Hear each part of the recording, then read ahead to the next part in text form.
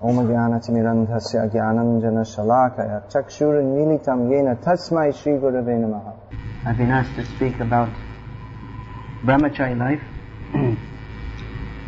as I'm often asked to speak about Brahmacari life. Actually, most of what I had to say about Brahmacari life I put in that book, Brahmacari and Krishna Consciousness. So there isn't really that much more to say any more than is in that book, of course. Prabhupada also wrote so many books, and he also spoke the same knowledge that he put in the books, so there's no harm to speak on it.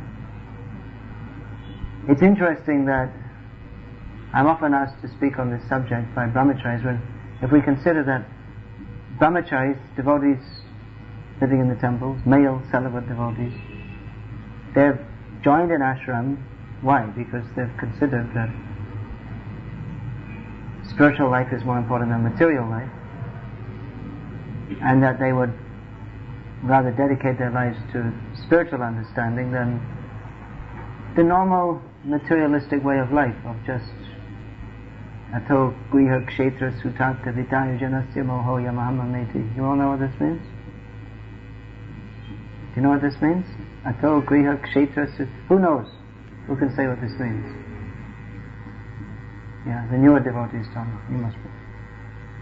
This is from the instructions of Rishabdev. I'll say the whole verse. This is from the 5th canto of Bhagavatam. Pumsastriya mituni bhavametam tayoraho vidyaganti mahur ato griha kshetra sutakta vidya janasya moho yamahamameti. This in this verse, which Prabhupada quoted many, many times, Rishabdev says that the attraction between male and female is the basic principle of material existence. Or to put it in the way that the Kamis put it, looking at it from another angle, that means from the angle of being in Maya, they say love is what makes the world go round. So Rishabdev agrees, but he says it from a different point of view. He says that the attraction between male and female is the basic principle of material existence, and from this basic illusion or attachments, other attachments develop, namely attachment to home, attachment to ato griha, home, then kshetra means land, that may mean one's own land. We have, traditionally people, they have a house and a little land, at least a little, maybe a lot. Or kshetra can also means one's land of birth. We are Indians, or I'm a Bihari, or whatever. We're proud of our land of birth. In Bengal we used to see written on the wall, Amra Bengali, we are Bengalis. There was one movement, political kind of semi-revolutionary movement, Amra Bengali. We used to see written everywhere on the walls. I heard one of my godbrothers, he runs a stall in a market in his hometown, in a city in America. So he sells all kinds of things there, like t-shirts, and he also sells Prabhupada's books, but various things to maintain his family. So I heard that after this attack, America under attack on September the 11th, it's been such a big event. So he had the good idea, he immediately ordered so many American flags, and people were buying them like anything. Yeah, we're American. He wanted to show. So attachment to one's home, one's land of birth, his children, his relatives, his money, in this way, illusion expands, and one thinks in terms of I, me, and mine. So Brahmacharis who have, or young men, single men who have opted to live in an ashram, they have done so because they consider spiritual life to be more important than material life. Or as Prabhupada said, self-realization, not sense gratification. Sometimes we see They put this on t-shirts. It's actually a quote from Prabhupada's books. I just read it just about 10 minutes ago. It's right there in Prabhupada's books. Self-realization, not sense gratification. Brahmacari life. Brahmacari life means Brahmachariti iti Brahmacharya.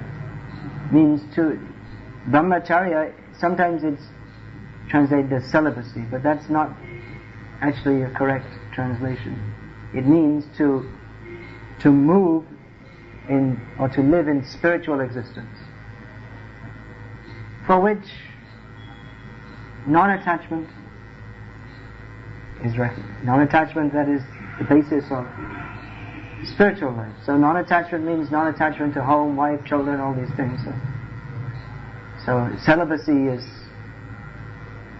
equivalent to brahmacharya in that sense, because brahmacharya is expected to be not attached to all these things, therefore celibate. So devotees who are living as brahmacharis, they've seen that yes, material life means entanglement, so let me dedicate myself to spiritual life. Nevertheless, brahmacharis, they often ask to be instructed on the principles of brahmacharya, because even though one has taken up such a life, he's made a decision based on his intelligence and his desire to serve Krishna. Still, it's not always very easy to be a brahmachari, even though one has decided that this is the way I want to spend my life. This is what I want to do. Actually, anyone with slightly developed spiritual intelligence can see that the endeavor to be happy in this material world it's ridiculous. And especially the endeavor for sex life is really not worth it. You have to go to so much trouble to enjoy sex life, and you have to make such a fool of yourself. I mean, especially in the modern age, mostly people are working for a boss, and you have to take so many insults, or if you're working with various people, you have to adjust yourself to them, and mostly people are mostly, especially in the modern age, people, even supposedly cultured people, they're actually of very low consciousness. Another devotee, and again from America, householder, he was telling me he was working, I think he was doing estate management, or what's that called? Estate agent, selling land, like estate agent, yeah. So he said he worked intimately with two lawyers, which means highly educated people, intelligent and educated, but he said they never spoke among themselves when they were speaking in their leisure time. They never spoke anything, even from the material point of view, of any higher caliber. When they spoke, they would speak about football and drinking and women. This is what they would discuss. They had a very low platform of consciousness, even among the so-called educated people. So anyone of slightly developed vivek, or discrimination, they can see that in material life it's just ridiculous. And especially this sex attraction. It's, as Prabhupada very graphically used to put it, actually following so many, not only Prabhupada, but so many Shastras, they all say that, what is this attraction to a bag of bones covered with skin? But due to that, the whole world is in illusion. So devotee, especially a brahmachari, means someone who's declared this war against Maya, or he's put himself in a position where he wants to cultivate higher mode of life and a higher mode of thinking than that which is based on sexual attraction and all the other kinds of attachment that go with it. But it's very interesting to see that devotees, they desire to be instructed in these things, because even having made such a decision, still the attraction remains. It's not by intelligence alone, or even if you dedicate your life in that way, it's not so easy to overcome Maya. even if with our intelligence we can understand that it's just Maya, it's just nonsense. But still it's not so easy, despite everything, despite having dedicated our lives in Krishna consciousness, spending all the time in the association of devotees, engaging in devotional service, having a full program of hearing and chanting about Krishna, a life which is completely centered on and absorbed in the activities of Krishna consciousness. Still, material attachments are so strong that we feel the influence of Maya, especially in the form of sex desire.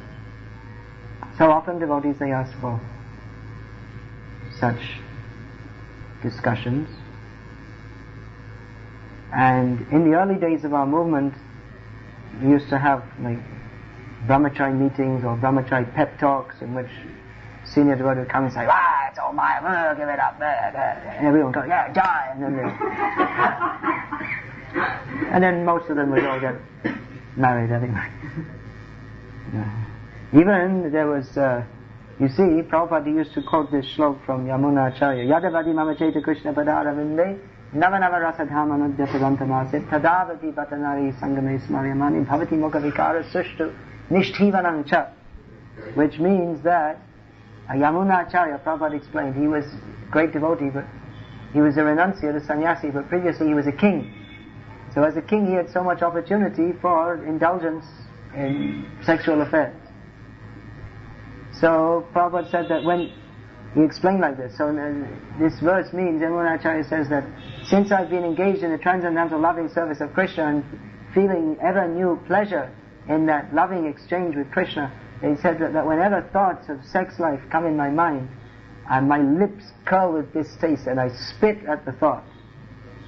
The word nishtivanam, it sounds very cultured Sanskrit word, it means to spit.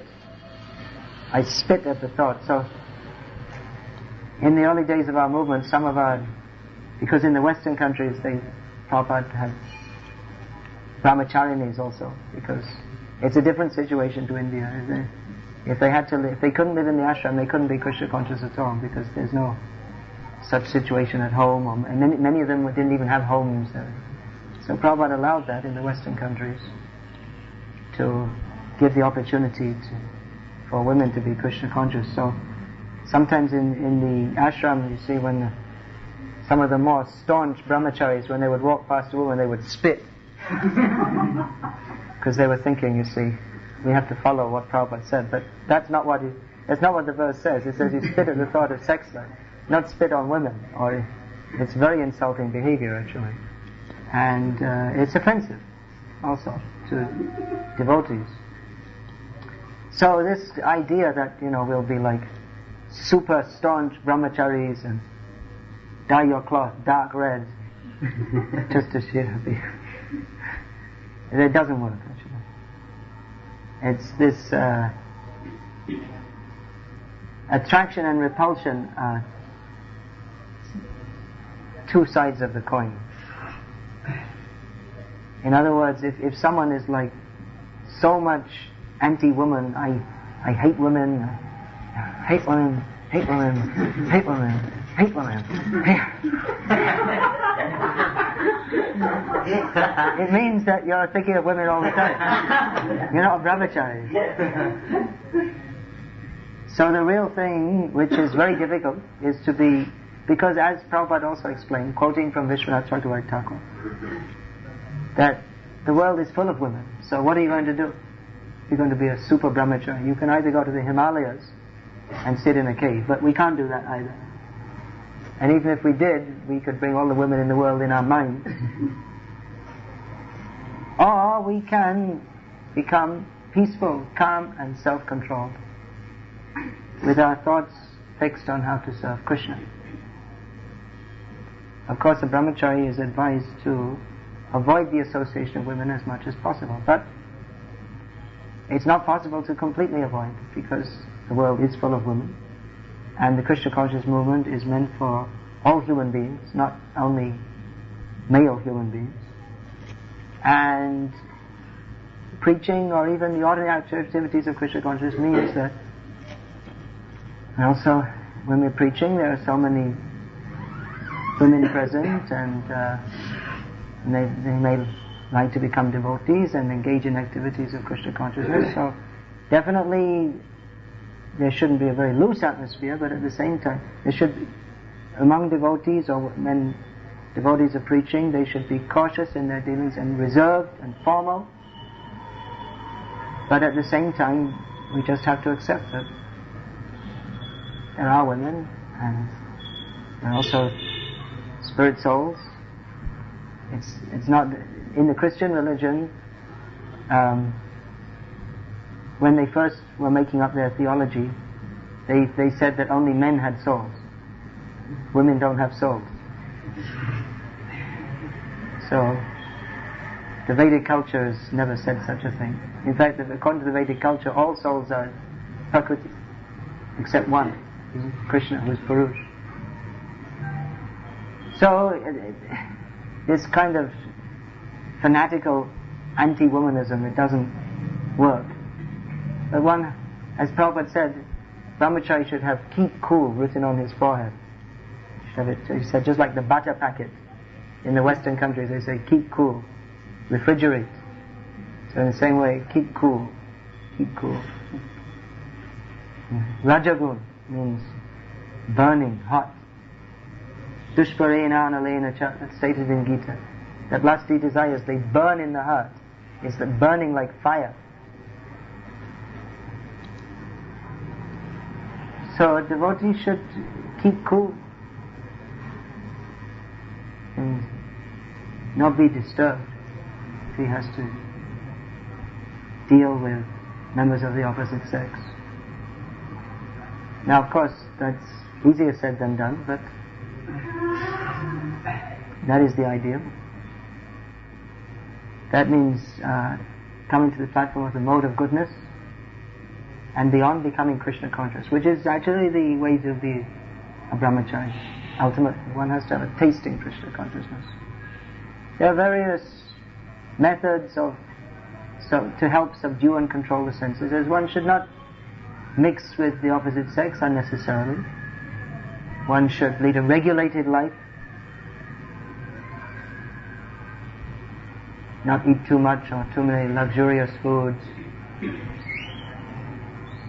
not sleep too much, control the mind and the senses and not talk nonsense, certainly not indulge in reading karmi literatures or seeing TV and cinema and all these things which simply agitate the mind. So these are methods to help control the mind. But ultimately one has to develop taste for Krishna consciousness, so that when one is feeling a taste, just like Yamunacharya, that's quoted, that when one has a taste in Krishna consciousness, when one has a strong desire to serve Krishna, then that sensual attraction, which is so strong that it controls the lives of all materialistic people, it becomes simply insignificant to a devotee. A devotee sees that he doesn't even think that I should enjoy this. He's just thinking, how can I serve Krishna? He sees from the point of view of, not simply from the theoretical point of view, but he just sees sense enjoyment as insignificant and as a cause of suffering. We were just discussing this morning how, as Prabhupada often used to say, sex life, licit or illicit, it's simply a cause of suffering. So a devotee who's actually taking pleasure in serving Krishna, then he actually feels that. What is the pleasure in material life? Why should I bother with that? So now you all have the opportunity, at least those of you who are brahmacharis living in the ashram, very nice opportunity to serve Sri Sri Radha Giridhari Karnitai within Srila Prabhupada's preaching mission. We have nice temple, nice association. So take it. Don't get entangled and involved in material life, which is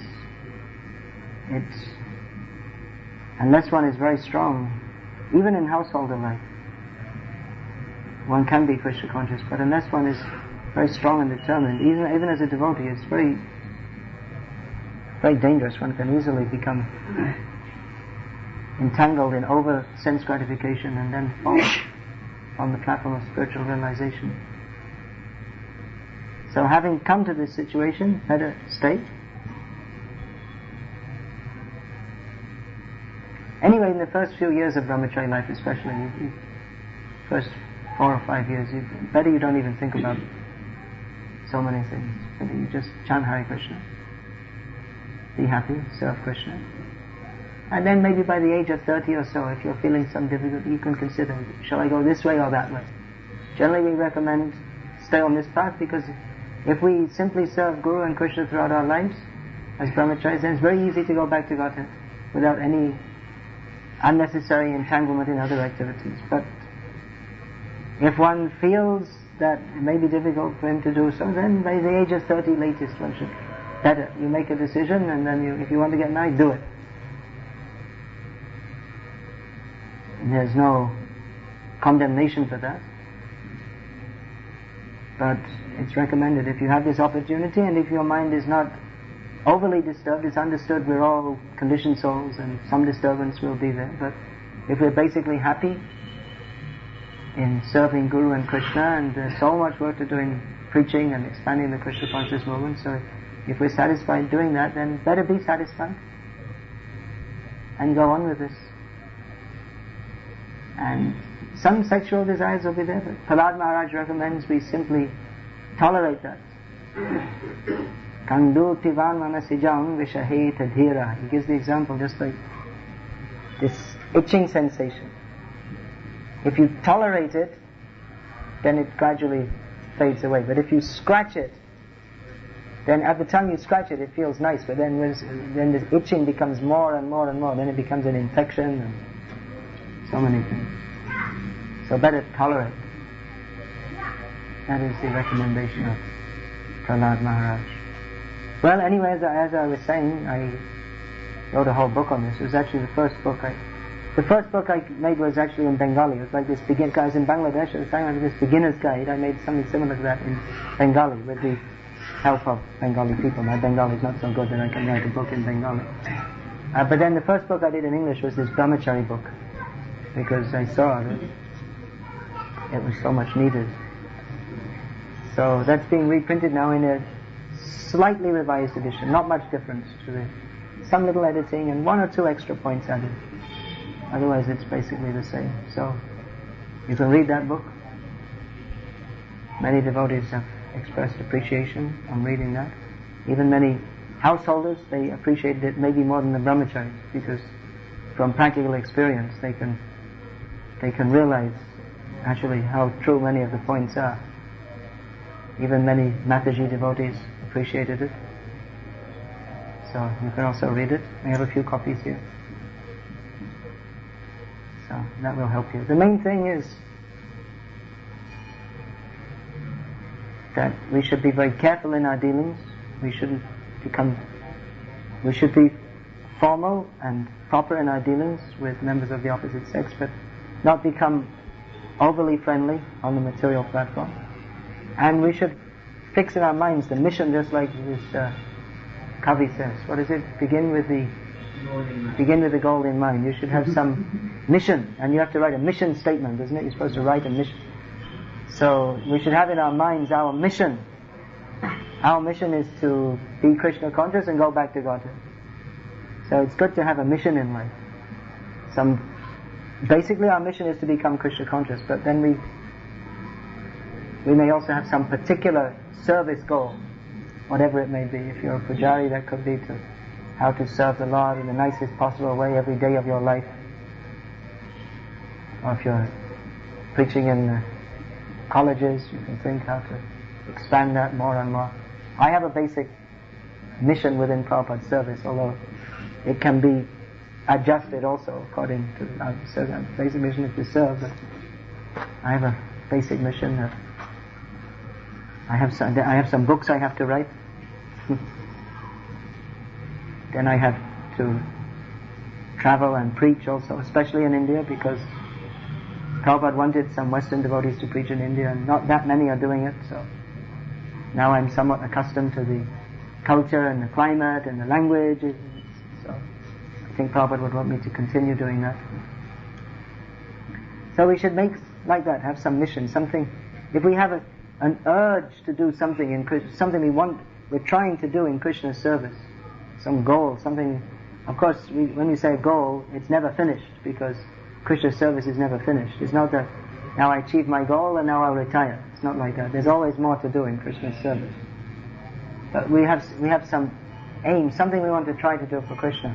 So if we have that urge within our hearts, then that will help us to overcome the urge for indulgence in material sense gratification. Hare Krishna.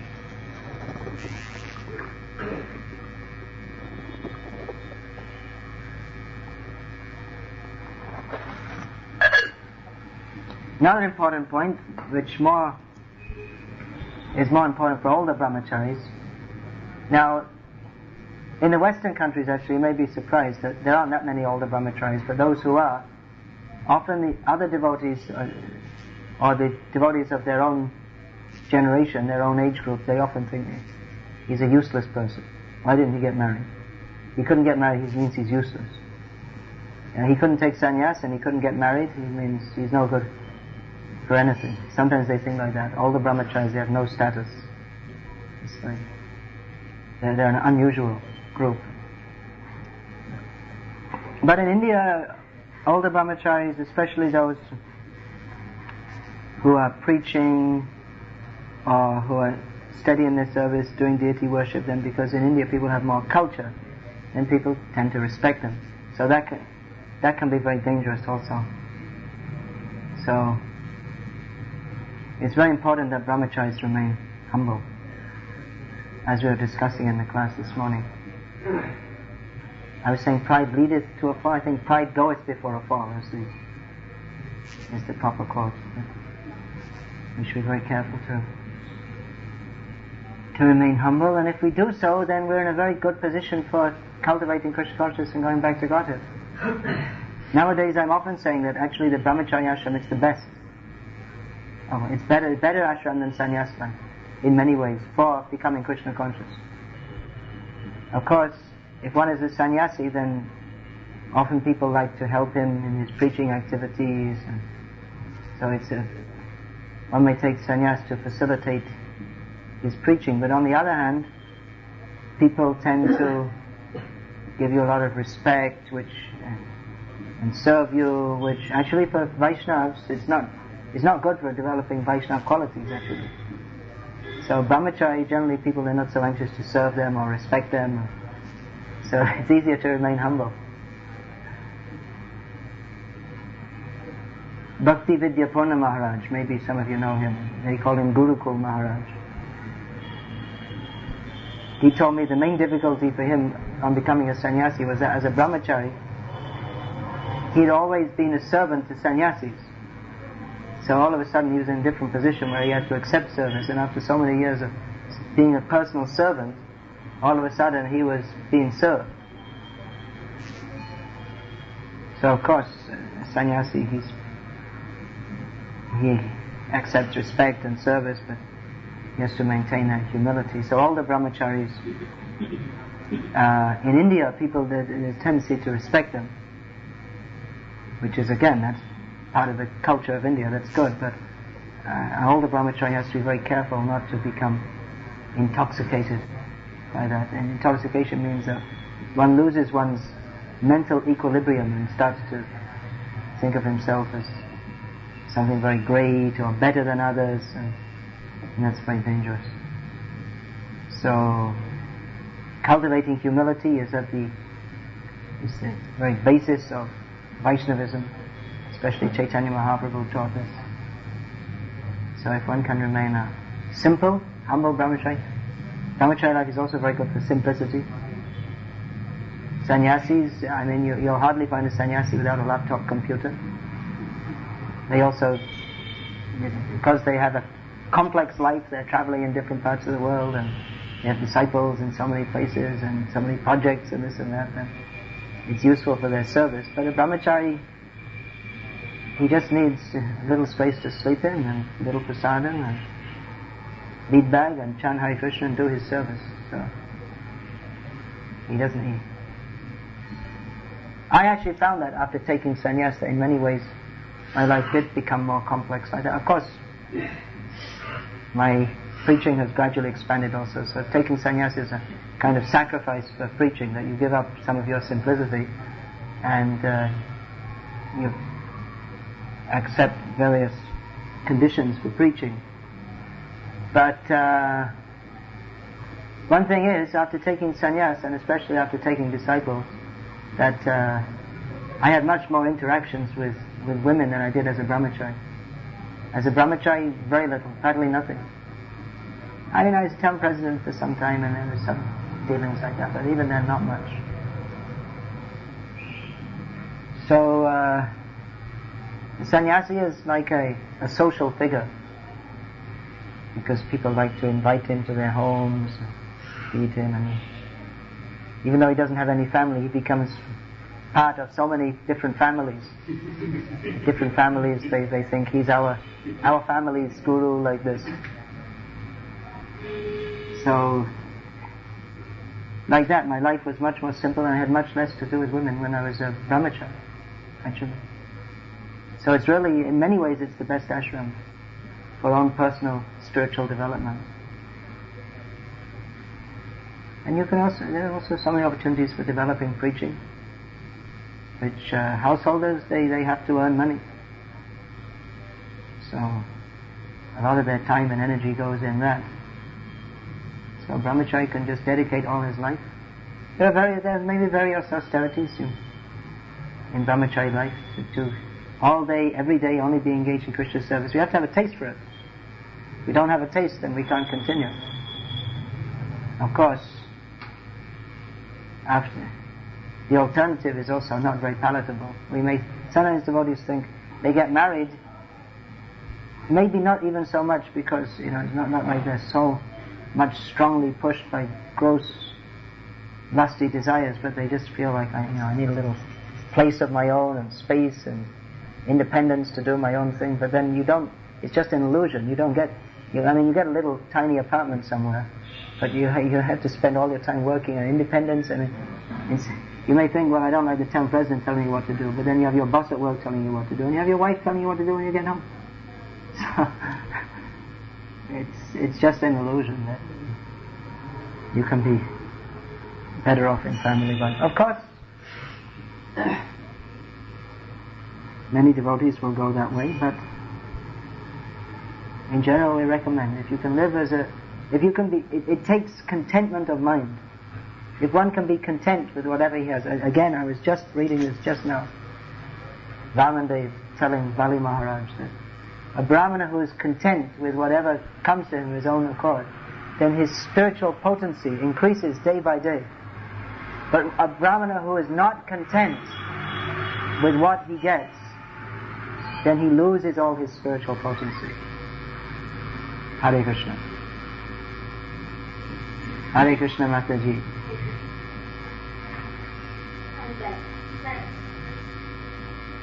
So be content. Yadricha labha santushto. You know this verse?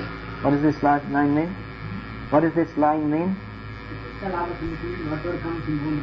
Yeah, one should be satisfied with. Yeah, one who is satisfied with whatever comes by its own accord.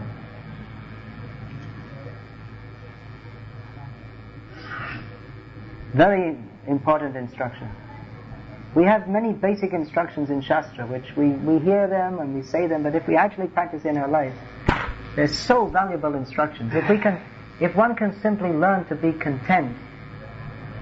Of course, in one sense we're not content because we want to preach, we're not content seeing the whole world not Krishna conscious. But if one is not disturbed by various material situations, it's a great advice that I was quoting Hari Kripa Mataji. I was asking, is everything alright? Is there no problems? If we just tolerate it, then there are no problems. It's very, very good realization, because it's a fact. You see, some people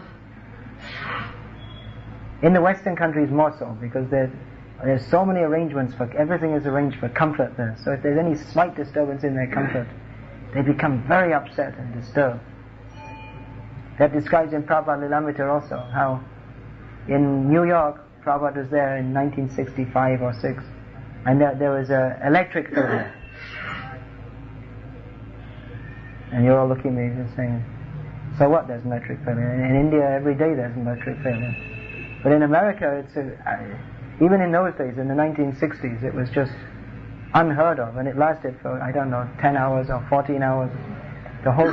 Most of the city of New York was without electricity. And it was like a major disturbance. People were just like extremely upset. And for Prabhupada, well, he was just sitting in his room chanting Hare Krishna. That's all it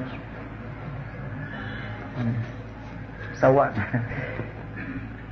But we find some people, if they're just any material disturbance, they become very upset and disturbed. If we can learn to tolerate, and basically, traditionally in India, people have this quality of tolerating difficulties. Although that's going now. Nowadays, we find, because people they have so many comforts, and we find some people, if they don't have the fan or the AC, or they don't have cold water from a cooler, they become so disturbed. But traditionally in India, people just tolerate it. Just like in Rajasthan or in Saurashtra, in the summer, so hot, and people they don't know anything else. They just tolerate that something. But nowadays, people say that's going, and they have to have so many material comforts. But if you can just be content. For Brahmacharis, this is a great quality. Be content. And also not only with the material facilities, but in dealing with other people also, because human relationships and interactions, especially in the modern age, there's so many disturbances. Everyone's mind is disturbed, and then by being disturbed, they also disturb everyone else. They also disturb everyone else they come in contact with. You follow? Because we ourselves are disturbed, and then we deal with others in such a way that they also become disturbed. And even among devotees, there's all the time some kind of underlying, or maybe not even underlying, maybe even overlying, grossly apparent misunderstandings or not proper dealings. But it's if we can just tolerate, it's a great quality. Hare Krishna. Any questions? You said food habits, regulate the food habits. Yeah. So can you elaborate on that?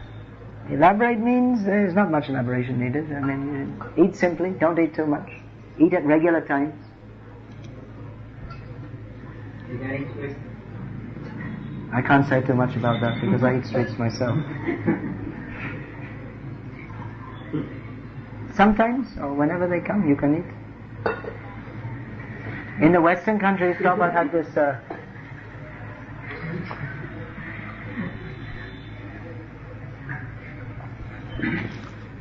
I'll tell you a funny story.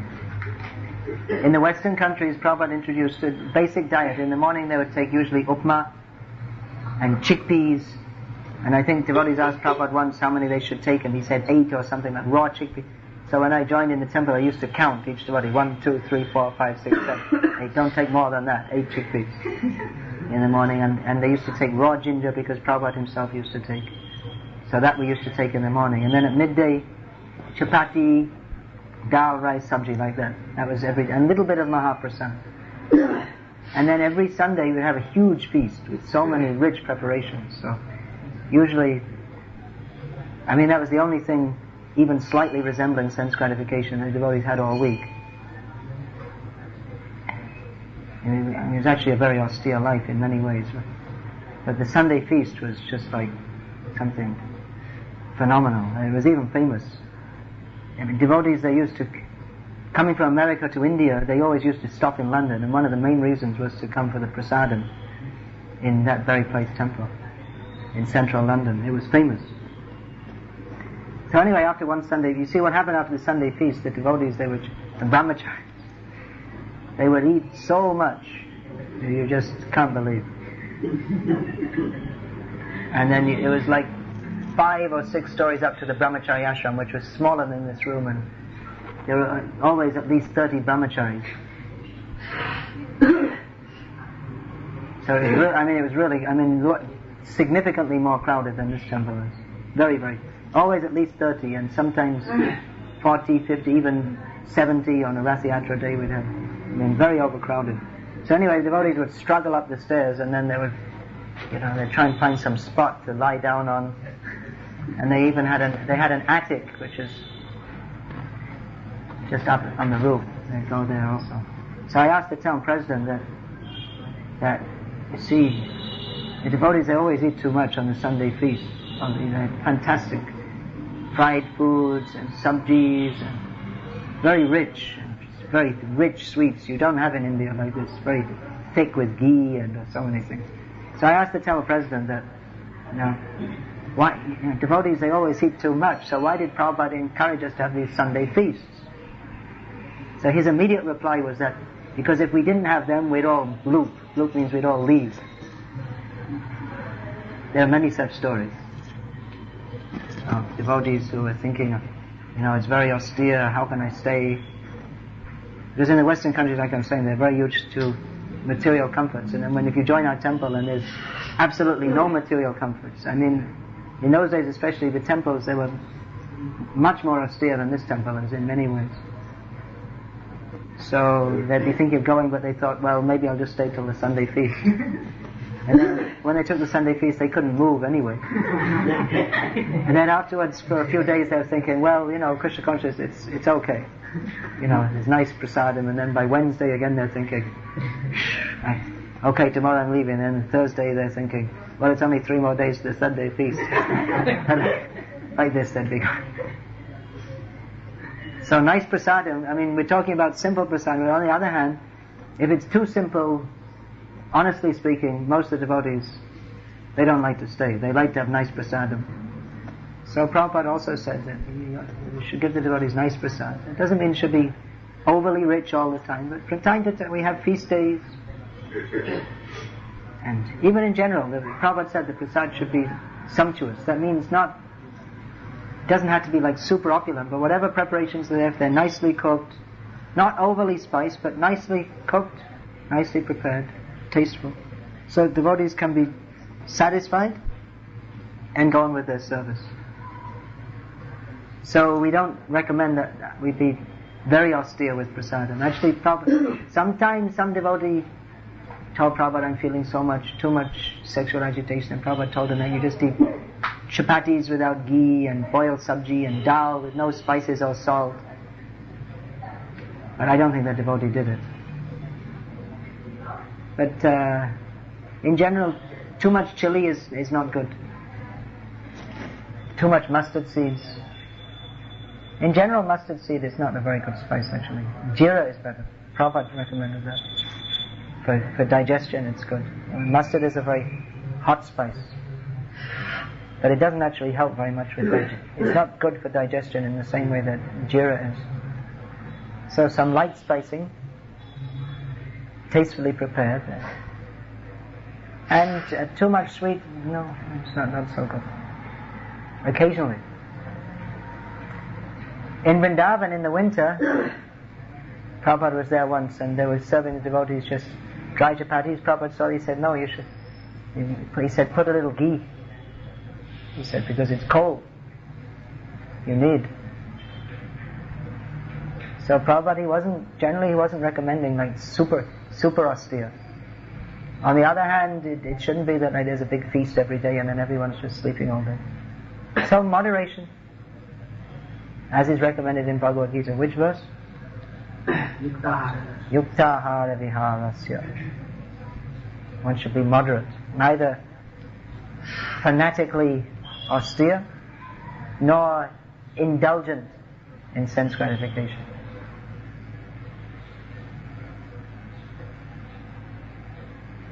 The sweet and the fat is very dangerous. Sweet and fat? Fat, you mean ghee. Alright, so don't take any. Finished.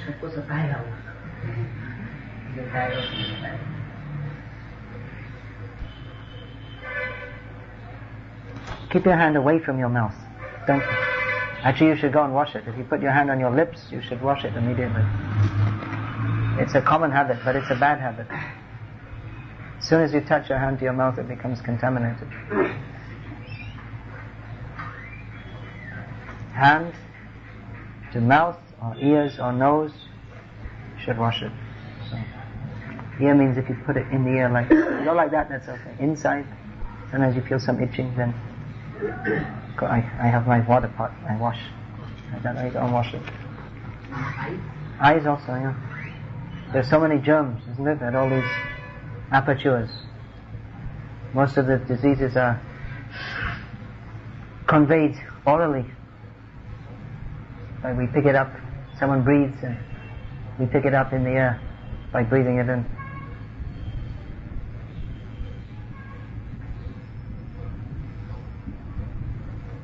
They're all the apertures of the body, they emit. In the 18th chapter of Bhagavad Gita, the perfection of renunciation, we have this stage Gita with Brahmacari. Oh yeah, that's nice. So there is mentioned that one who prematurely renounces, then he will have great difficulty, especially as sannyasi. So like, what is the standard, like new devotees are coming and they want to take up Brahmacari life?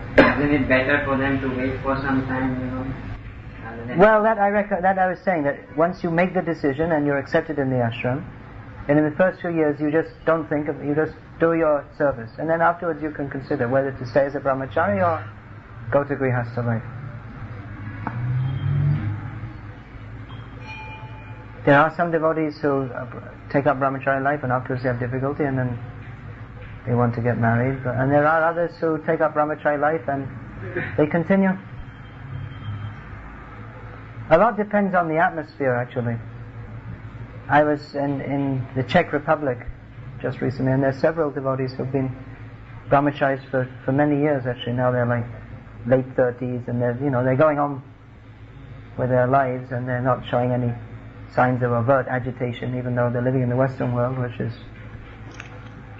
they don't have the basic culture of spiritual life. So because the atmosphere has been maintained in that ISKCON in the Czech Republic, so it's an atmosphere favorable for them to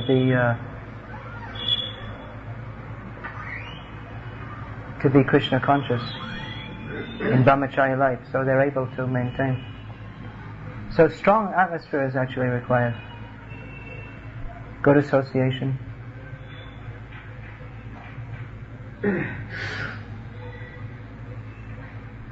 When brahmacharis are doing puja, sometimes mothers are coming, they are asking for flower, garland and everything. It seems that they are getting more enthusiasm in receiving something from brahmachari devotees. The things which is offered to Krishna. It seems that supposed to daily we are giving the same mother. We may have developed ego. Yeah. Did you all hear the question? He was saying that often Mataji devotees, they come and they're asking the pujari, who may be a brahmachari, to give some offered flowers or whatever. So, and there may be a reason they prefer to, they think if they receive it from a brahmachari there's more blessing, because they're considering like a sannyasi. They're considering like that, they get more of a blessing. So there's some kind of mystique to, you know what mystique means? It means, or we can say there's kind of prestige which people appreciate, and they think, oh, if I get this from, if I get prasad directly from the hands of Maharaj, then that's something very special. So to them, anyone in saffron they're all Maharajas. So that's what I'm saying. The sannyasi has to be internally renounced. Otherwise it will be very difficult. Sometimes when we are going for some teaching programs, some families they are having full confidence on brahmacharya. They are telling that teach my daughter, son, Bhagavad knowledge and everything.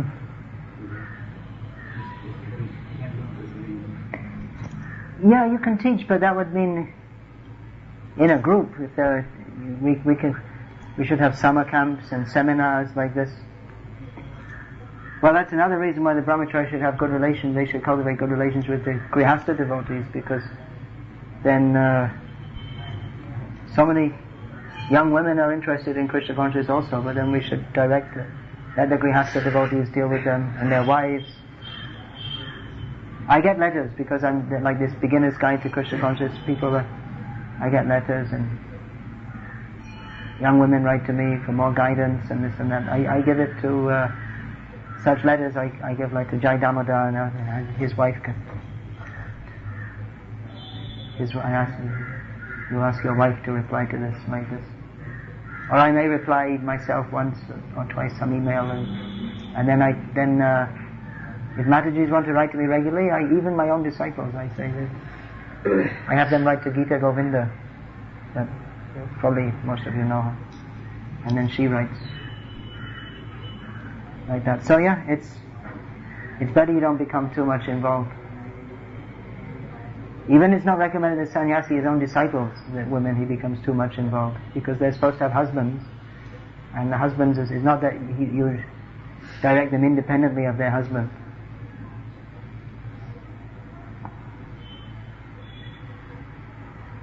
So what to speak of brahmacharis? But this, it's good that it's true there are many families who are interested, so we should have, especially in the summer, we can have seminars and outings and all kinds of things. Actually, the summer in many ways is a good time for preaching. So all these things can be developed. We have been discussing that even the brahmachari should not be attached to the name that he can get from the service. Yeah. Especially pujari, because people think, oh, pujari is very special, he's very close to God. Although Prabhupada always used to say that devotee cleaning the floor and devotee offering the arati, in Krishna's eyes they're all the same. But generally people think that pujari is very special like that. It's dangerous being special. Maybe sometimes I think, I should just go back to washing the pots, it'd be much better. But it's like Abhimanyu, he's gone into the Chakravyuha, there's no way out. I mean, I could wash the pots also, but once you take up a certain role, it's difficult to come out. Like you are saying, you are able to understand also, we are enjoying some kind of consciousness, even though you take effort also, we are trying to enjoy something. Yeah. But are you saying that you have to continue that service also? Well, it's better to continue the service and overcome the obstacle that comes with it. Because in every service that we have, there's a test. So the way to advance is, it's better, rather than retreating from the test, it's better to face the test and overcome it. Although sometimes if we find it's a little difficult, we may have to take a break, or sometimes we can't take a break. I mean, Narayan was here a long time, he was the only devotee. He had to do all the puja and the cooking, and we wanted to give him a break, but there was no way, because there were no other devotees actually. So, in such an instance, it always happens. In whatever service we're doing, Maya always comes in one form or another. So even if we think I'll change and do something else, still Maya will come in another way. Although sometimes a change can be good also. But one thing's for sure, we can't run away from Maya. She's always there. And you see, she may be running right behind us, right to catch. We may run like that, and she may just miss us, but then she'll come behind us in another way. So in such a situation, when we see, oh, this is happening, now I'm becoming egoistic, or I'm becoming attached to whatever it is, then understanding in the problem is the beginning of overcoming it, isn't it? If we think there's no problem, then it's impossible to overcome. Sometimes we preach to a devotee that, you've got this problem, and that person says, no, I don't know it. No, it's not true. Everyone can see it except them. That's another form of Maya, and you can't help it, such a devotee. So if you can see the problem, that's the beginning of helping to overcome it. And what to do? You just have to pray to Krishna and be realistic. Often people ask me, well, how can we become humble and overcome pride? And then I always ask them, well, what are you proud about? What do you have to be proud about? And then if you analyze it, actually no one's got anything to be proud about. Even if you're like GBC of half the world and whatever we are, we're all very insignificant in comparison to Krishna. So we should see like that. And even from our own personal point of view, there's no happiness in being proud or thinking I'm great or anything. It simply breeds distress for ourselves. So even if our only motive is personal happiness, then we should just be simple and humble and serve Krishna. Every sannyasi has to go through this all the time. All the time, you have to remind yourself, everything is for Krishna. Offer everything to Prabhupada. Otherwise, if you don't, then immediately you get spiritual indigestion. You can't digest. The jiva cannot digest name, fame, glory, all these things. He has to offer it to Krishna. Otherwise he's finished. Sometimes some junior Brahmacaris or some new devotees, they are coming to ourselves. They are willing to get some advice from ourselves or backing ourselves or praising ourselves. So we are living within a temple, in a particular way of man, we are Brahmacaris, not able to control the affairs of the temple. So whether it is better to recommend that particular person to get advice from the management. Well, many people come to me asking for advice also, and I give them general advice, but when it's a specific kind of thing, then I say then you have to see the managers. Just like if they're asking, they ask some general thing, how to control the mind, how to control the sense, how we chant better, then I can speak. But if they say, well, what do you think about adjusting my service, or I'm having difficulty with such and such a person, then I say, well, then you have to speak to the person involved.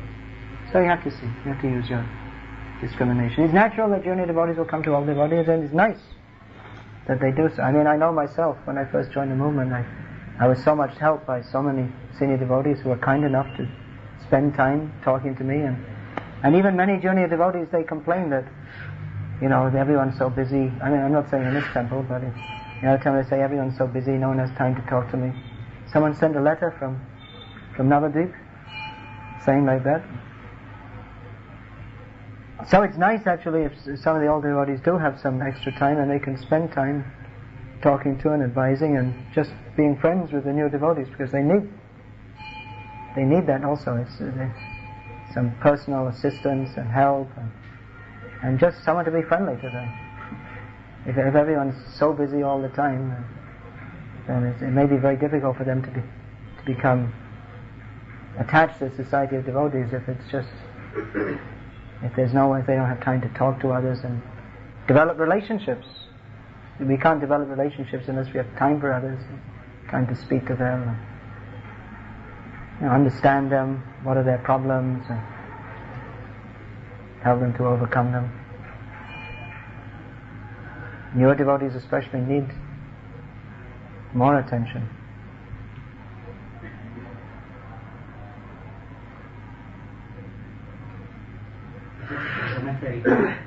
Becoming sick. So we are always in devotional service, but when we become sick, for sometimes we are not able to devotional service. So we feel so much boring and consciously so much affected than our people who are not able to do service. At the same time, the body is not allowing to do service. Well, if we're sick, then we should do whatever is required to get better and go back and become healthy. But we should also live in such a way that as much as possible that we don't get sick. Of course, mostly, as Prabhupada said, ours is a pushing movement. So there may be a lot of strain and stress. And stress in the sense that we're always pushing harder to serve Krishna. Because if we don't do that, then the tendency is to become slack and lax. So pushing is also required. But sometimes the body may forcefully take a break by getting sick. It may happen like that. So then we have to be understanding also and give the bodies time to recover.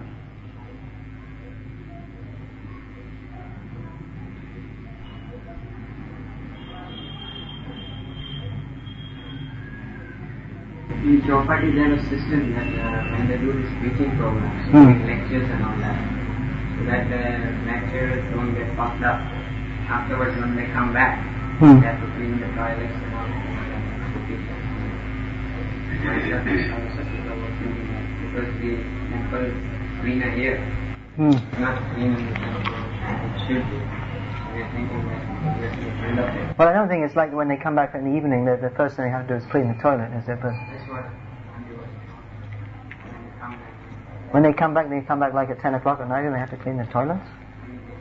I would think it's more like it's part of their schedule during the week, isn't it? So then it becomes... If everyone is engaged in the cleaning. Yeah, that's true. That's nice. Including the pujas, yeah, that's good. managers, everyone. That's very nice, yeah.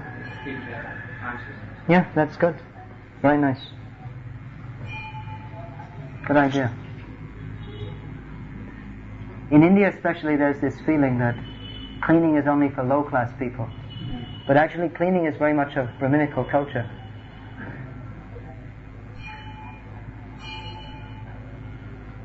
So it's good if everyone engages in this. Cleaning is the heart. Definitely.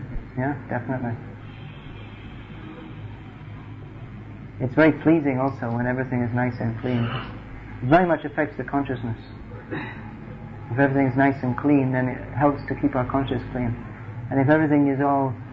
If there's dirt, even if you can't see it, say it's often you see behind a cupboard, it's very dirty, you can't see it, but it actually affects your consciousness also.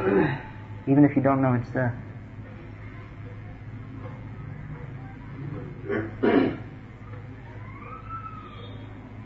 What's your name, Prabhu? Which Aish? Rajneesh. Rajneesh.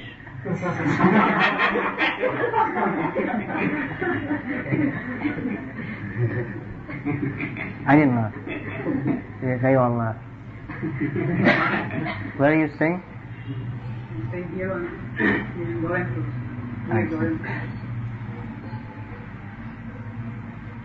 You like to come for Mangalarti and all these things? That's very nice. That's good.